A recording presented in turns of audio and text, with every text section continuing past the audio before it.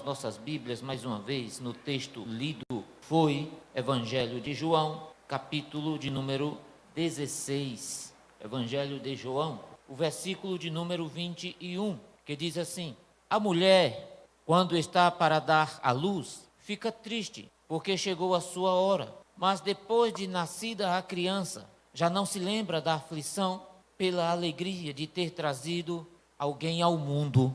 Amém? Meus irmãos, e eu quero falar exatamente sobre esse sentimento de uma tristeza que é convertida em alegria. E Jesus usa exatamente uma figura, ele traz um exemplo, ele traz uma imagem para mostrar como que a tristeza é convertida em alegria. E ele usa exatamente o exemplo da mulher quando está para dar à luz. Fica triste, as dores, contrações, o choro, porque ela sabe que chegou a hora, está chegando a hora de dar à luz. Mas antes que venha o filho, a mãe, ela está sofrendo, está com dores, às vezes chorando de tantas dores. E essa angústia, essa tristeza, porque chegou a hora. Mas Jesus diz também assim: mas depois de nascida a criança, ela já não lembra mais da aflição, da angústia, da dor, da tribulação. Por quê? Pela alegria de ter trazido alguém ao mundo. E aí, meus queridos irmãos, pensando nisso, então eu convido você a fazer uma análise desse texto, para extrairmos algumas lições, queridos irmãos, e sairmos aqui, mais uma vez, convictos de que Deus, Ele transforma a tristeza em alegria. Ele converte a tristeza em alegria. Glória a Deus. Amém, irmãos? É verdade ou não é, irmãos? É verdade, Ele transforma a tristeza em alegria. Ele não evita de eu e você termos a tristeza, mas Ele transforma essa tristeza que está aí no seu coração, essa dor, essa angústia que está aí no seu coração. Ele tem poder para transformar em alegria, para converter em gozo, em alegria e em prazer. Louvado seja Deus. O capítulo 16 do Evangelho de João, ele nos mostra, meus queridos irmãos, exatamente Jesus discursando para os seus discípulos. Jesus está trazendo uma palavra para os seus discípulos. Jesus está no cenáculo, e aqui ele está pregando para os seus discípulos, ele está falando para os seus discípulos. E a mensagem que Jesus está dizendo para os discípulos é: eu vou partir, eu vou para um lugar, e para o lugar que eu vou, vocês não podem ir agora. E Jesus está cuidando dos discípulos. Jesus está ensinando os discípulos que a hora da sua partida está chegando. Veja que Jesus, ele não enganou os discípulos. Jesus disse aos discípulos o que veio fazer aqui na terra. Jesus não enganou os discípulos. Jesus disse aos discípulos que ele mesmo ia sofrer, que ele mesmo ia ser preso, que ele mesmo ia ser supliciado, que ele mesmo ia morrer, e era morte de cruz. Ele não enganou os discípulos, ele disse exatamente o que ia acontecer com ele, e ainda disse mais: se vão fazer isso comigo, vão fazer isso também com vocês. Vocês serão odiados por causa do meu nome, vocês serão perseguidos, vocês serão maltratados. Tome a sua cruz, siga-me. Então Jesus, ele não escondeu dos discípulos a realidade do que estava acontecendo. Aqui, no capítulo 16, Jesus está pregando para os discípulos, ele está ensinando aos discípulos, ele está revelando aos discípulos a sua palavra. Mas no capítulo 17, e é todo o capítulo 17, você vê a oração sacerdotal de Jesus. Uma das mais lindas orações que temos na Bíblia Sagrada. Meus irmãos, há tantas orações lindas e belas, como a oração de Salomão, quando vai consagrar o templo, tantas orações lindas e belas feitas pelo salmista Davi, oração como a oração intercessória de Moisés. Mas quando eu me deparo no Evangelho de João, no capítulo de número 17, e eu vejo aqui, meus irmãos, a oração sacerdotal de Jesus Cristo, aí, meus queridos irmãos, que texto profundo, que oração maravilhosa. Mas, meus irmãos, pense comigo, primeiro Jesus Cristo ministra, primeiro Jesus Cristo prega. No capítulo 16, Jesus está pregando, Jesus está discursando aos seus discípulos, mas no capítulo 17, Jesus está orando pelos seus discípulos. Aleluia! Ele prega e depois ele vai orar pelos seus discípulos. Tem a pregação e tem a oração, tem a palavra e tem a oração. O crescimento saudável e espiritual do cristão consiste, meus queridos irmãos, exatamente aí, na ministração da palavra, em receber a palavra, em ler a palavra, em examinar as Escrituras, em ser guiado e conduzido pela palavra, mas também ser guiado e ter uma vida conduzida no caminho da oração. Aleluia! Palavra e oração, oração e palavra, essas duas coisas caminham juntas, caminham lado a lado. Não dá, meus irmãos, para dissociar a Bíblia da oração. Não dá para dissociar a oração da Bíblia. Eu sempre digo, um crente que gosta de Bíblia é o crente também que gosta de oração. O crente que gosta de oração, ele também gosta de Bíblia. Aleluia. Então aqui, meus irmãos, Jesus está no capítulo 16, Jesus está ensinando os discípulos, pregando para os discípulos, e no capítulo 17 ele agora vai orar pelos seus discípulos. Voltando para o capítulo 16, o nosso texto, depois de Jesus ter dito aos discípulos o que veio fazer, depois de Jesus ter dito aos discípulos que importa que ele fosse a Jerusalém para padecer, para morrer, para ser sepultado, e os discípulos ficaram muito tristes, angustiados. Os discípulos ficaram tomados de uma profunda tristeza. Quando eles ouvem falar isso de Jesus, eles ficam assustados, eles ficam amedrontados, e eles não conseguem entender muita coisa. E à medida que Jesus está falando, o assombro vai tomando o coração de cada um deles, o medo vai tomando as incertezas, as mentes deles, eles estão confusos, e uma tristeza profunda começa a abater os discípulos de Jesus. E aí, meus queridos irmãos, muito me alegra o coração em saber que aqueles discípulos eram homens igual a mim e igual a você. Porque esses discípulos aqui estão assustados. Esses discípulos aqui, eles estão com medo. Esses discípulos aqui, eles ficaram tristes com a informação. Eles ficaram tomados de um pavor.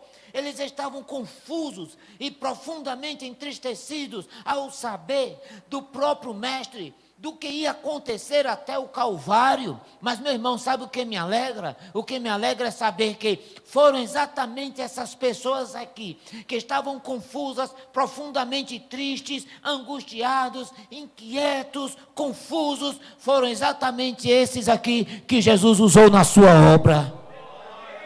Aleluia. E aí me alegra o coração, porque de vez em quando eu me vejo triste. De vez em quando eu me encontro com pessoas que dizem, eu não estou bem, estou triste. E alguns conseguem exteriorizar o que está acontecendo por dentro. Outros conseguem mapear, está bem? Estou bem, eu estou bem. E aí, como é que tu está? Está tudo bom? Estou bem. E conseguem esboçar um sorriso no rosto. Na verdade, por dentro, a alma está angustiada, a alma está chorando. Por dentro, a alma está prensada e abatida.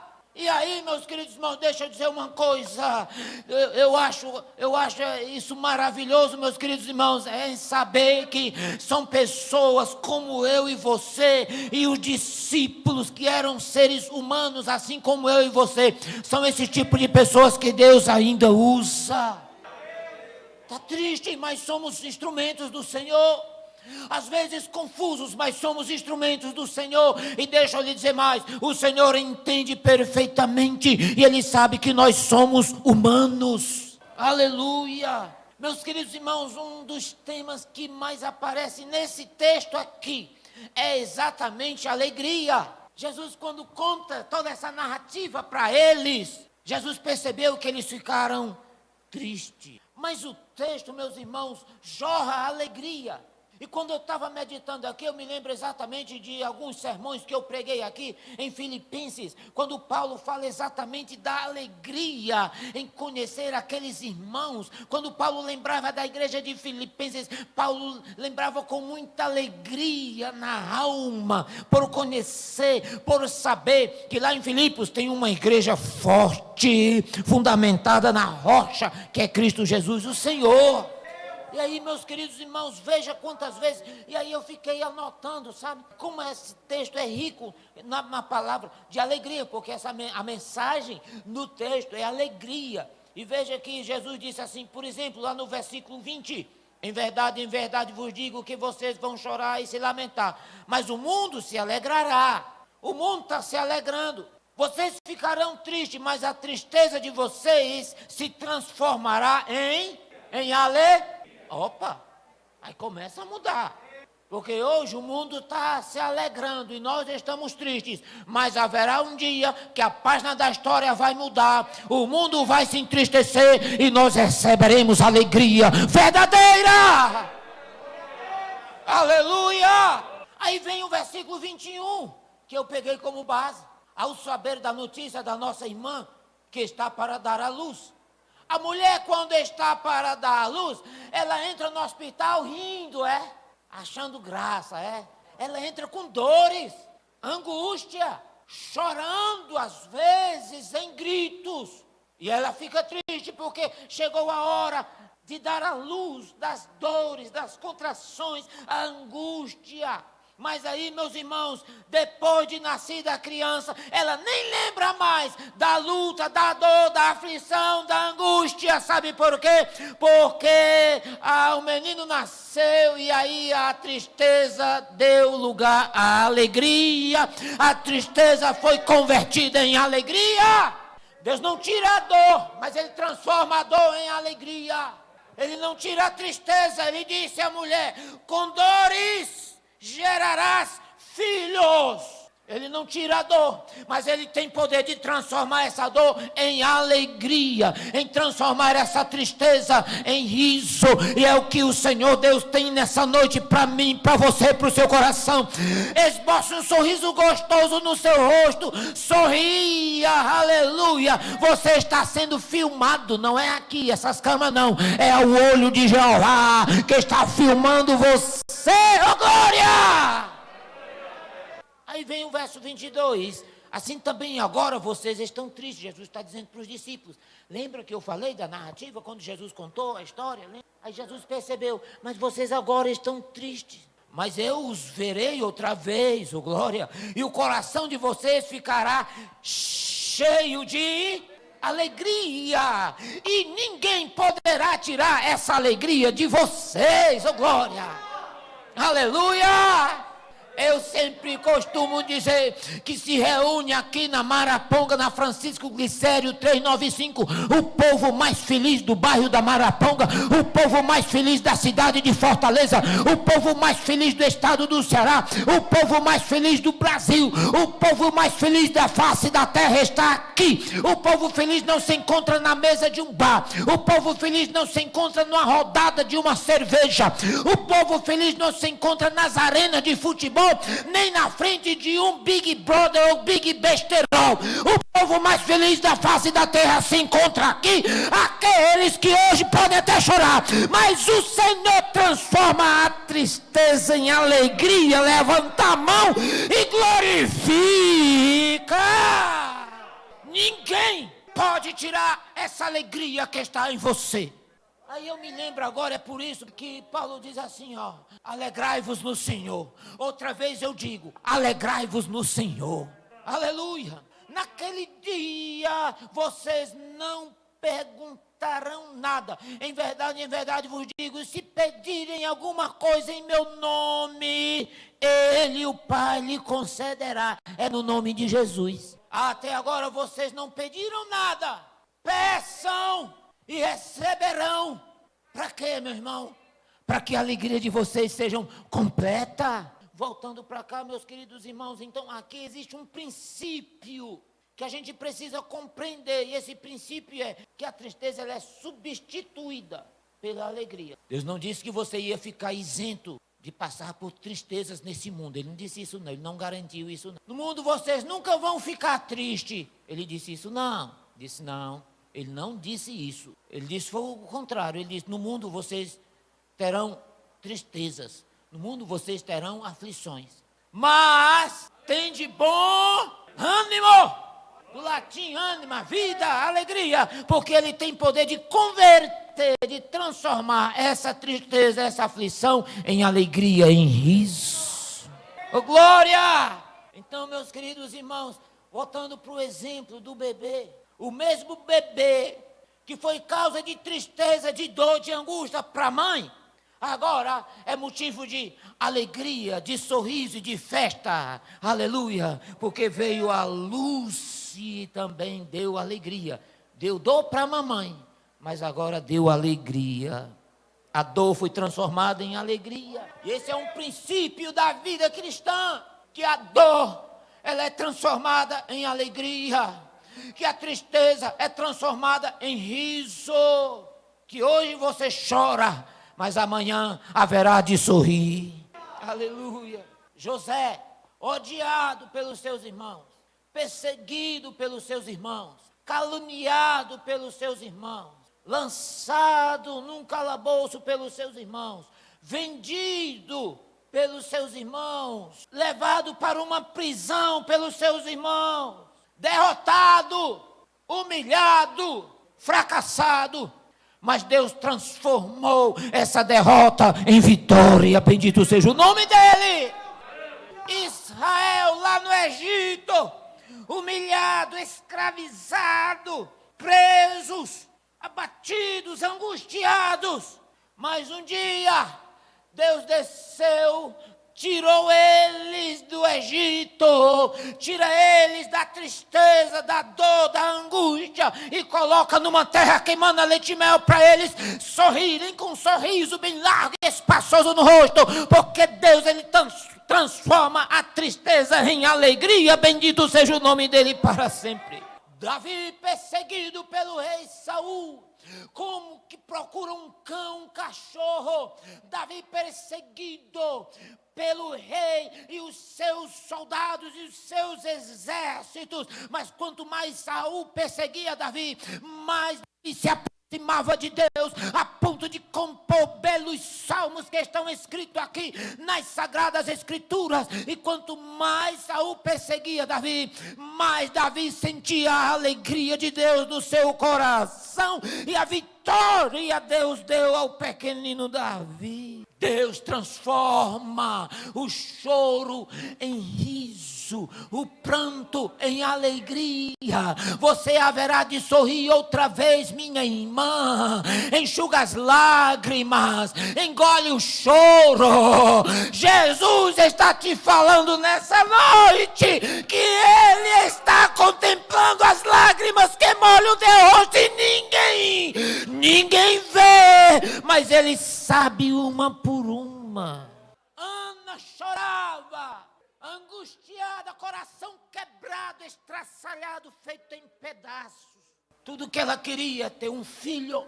E Deus aqui em cima, tudo que Deus quer, um profeta. E Ana está aqui, o sumo sacerdote não conseguiu entender. Quando ela balbuciava, não tinha mais palavras, mas o balbúcio das palavras, o gemido da sua dor, da alma angustiada, angustiada. Deus viu a aflição daquela mulher, transformou a tristeza em alegria. E Deus deu não um, Deus deu 7 filhos a Ana. Oh, glória a Deus! E agora a gente começa a entender um pouquinho desse princípio, queridos irmãos, que Jesus está ensinando aos discípulos. Veja, por exemplo, queridos irmãos, o versículo de número 16. Um pouco, e vocês não me verão mais. Outra vez um pouco, me verão de novo. Então alguns dos discípulos disseram assim uns aos outros: rapaz, que venha a ser isso? O que é que ele está dizendo? Não entendo. Pedro, tu entendeu? Mateus, que tu é que é estudado, Mateus. Judas Iscariote, Judas Tadeu, Tomé, Tiago, filho de Alfeu, Tiago, filho de Zebedeu, reunião, só nós aqui. O que ele está dizendo com isso? Um pouco vocês não me verão mais, mas um pouco mais vocês me verão de novo. E veja que eles não entenderam. Que venha a ser isso? Um pouco. E vocês não me verão mais, e outra vez um pouco, e me verão de novo. Eu vou para o Pai. Que venha a ser esse um pouco. Que venha a ser esse um pouco de tempo. Um pouco de tempo. E vocês não me verão mais. Primeiro, Jesus está dizendo assim aos discípulos: olha, é um pouquinho de tempo, um pouquinho de tempo, vocês não vão me ver mais. Eles não conseguiram entender.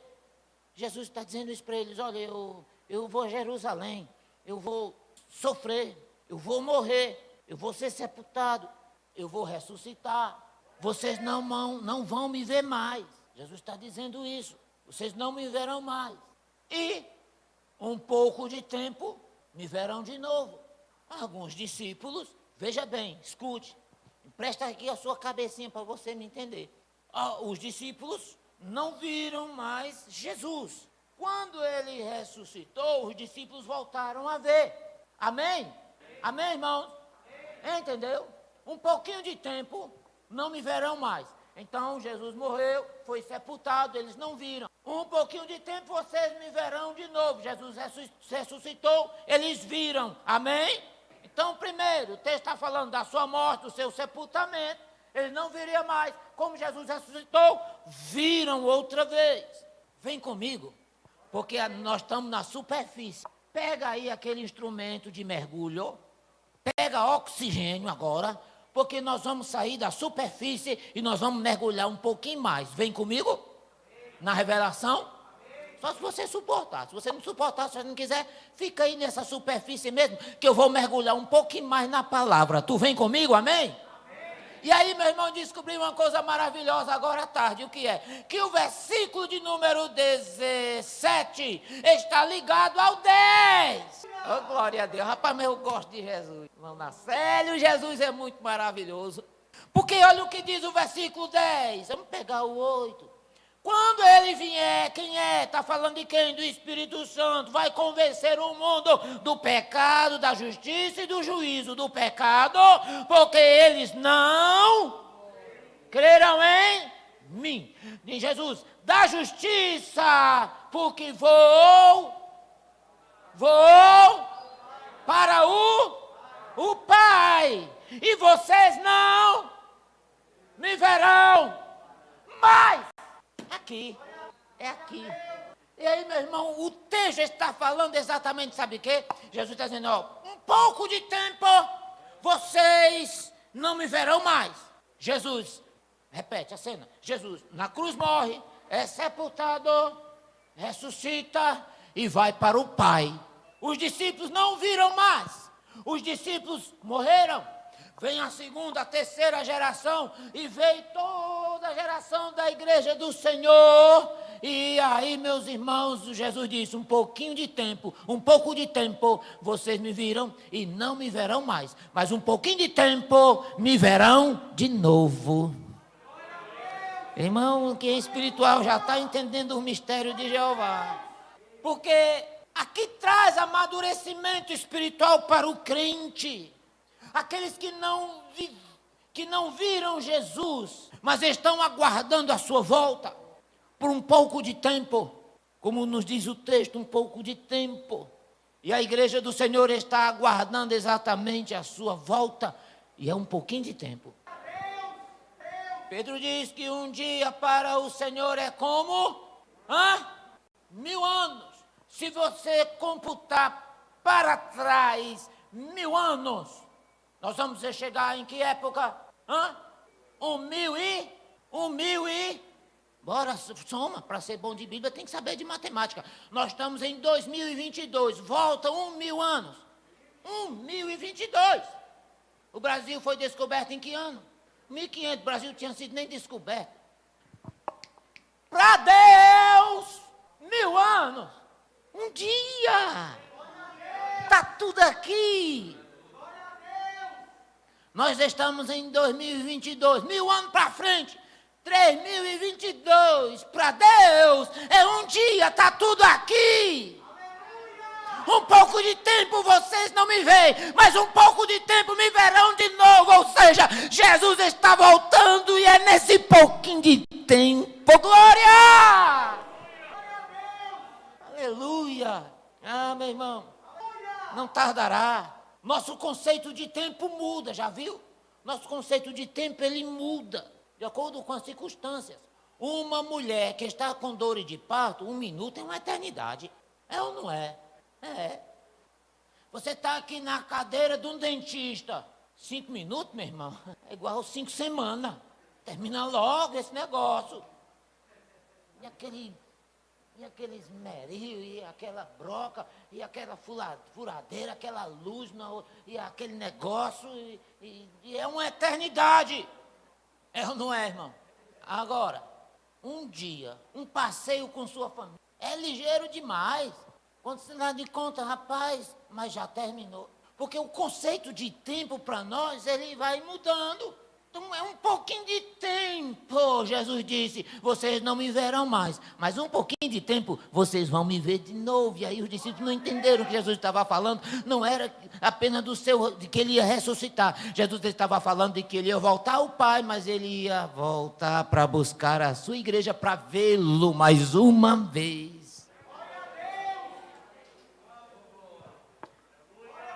Segunda carta de Paulo aos Coríntios, capítulo 4, versículo 16 até o 18. E a outra referência que nós vamos ler, Hebreus, capítulo 10 e 37, e aí a gente conclui o nosso sermão.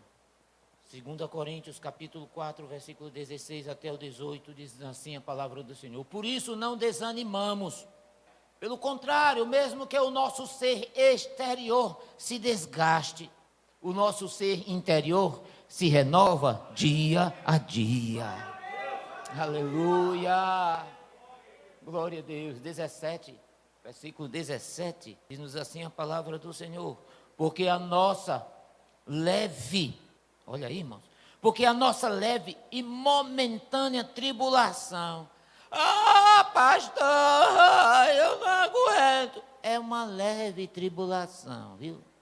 Pastor, pelo amor de Deus, está pesado demais a angústia. É uma leve, não está pesada não. Tu suporta sim. A mais pesada Jesus levou. Essa leve e momentânea tribulação. Pastor, o que é que está acontecendo? Rumores de guerra, Rússia, Ucrânia, as nações se preparando. Pastor, 3º ano de pandemia, tanta gente morrendo para um lado e para o outro.